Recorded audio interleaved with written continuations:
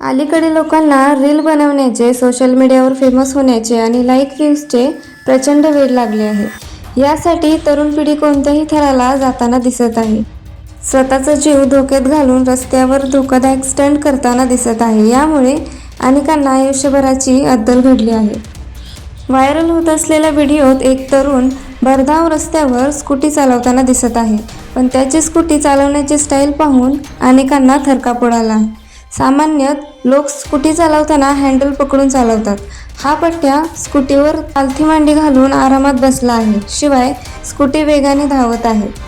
पण या महाशयाच्या चेहऱ्यावर भीती काहीच नव्हती. या घटनेचा व्हिडिओ येथून जाणाऱ्या एका कार चालकाने रेकॉर्ड केला आहे.